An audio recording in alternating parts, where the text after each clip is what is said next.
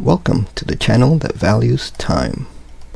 If you value time, slap the like button so it changes to a liked button. The mission of this channel is to help viewers with acquiring and managing assets. Please note, the content of this channel is for entertainment purposes only. You may have heard that time is money, but have you thought about what your time is worth? Let's talk about it. Do we have all the time in the world? Let's look at some data. As you can see in the screen here, we have a screenshot of the life expectancy. Now, time is very limited. The average lifespan of a person living in Canada is 80 years, 76 for US. Our first 20 years or so is growing up and going to school. This leaves us with approximately 40 years of full-time work. We spend an average of 8 hours sleeping and 16 hours awake per day.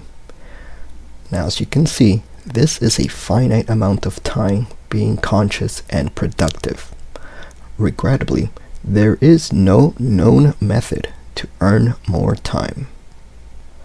Value your time. Now that we know time is limited, how do we value our time? We can use the minimum wage for our area, or we can use our skills to determine the value per hour. Alternatively, we can use a mix of personal versus business time value. For example, I value my personal time more than business time. So to get my time, you have to pay more outside of business hours.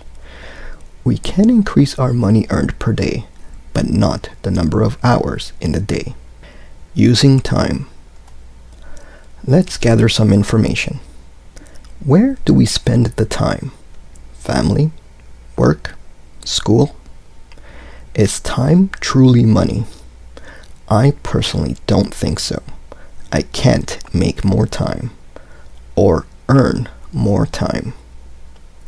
So, how can we use time effectively?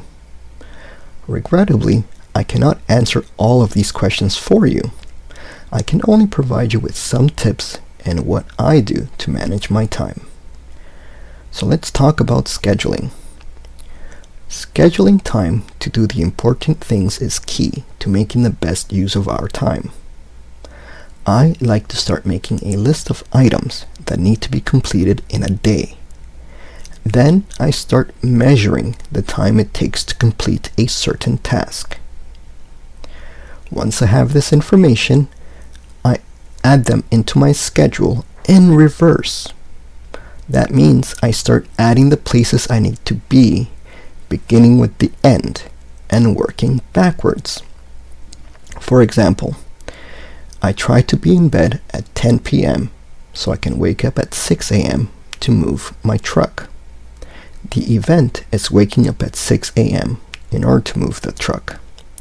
So, the actual time to move the truck is 6:30 a.m. to allow for getting dressed, hygiene, walking my dog, etc. But that part isn't as important. We are focusing on the wake-up time. So, I subtract 8 hours of sleep to the time I need to be awake. This provides me with a 10 p.m. bedtime. I keep doing this to all the activities I need to complete during the day until I run out of hours for the day. Try it. Be honest with yourself and create a list of things you need to do, including how long it takes to do each task. Then make a schedule starting with your wake-up time and working backward. If you would like to know more or an example of a full day, let me know in the comments below. Money doesn't always equal time. Time cannot be gained.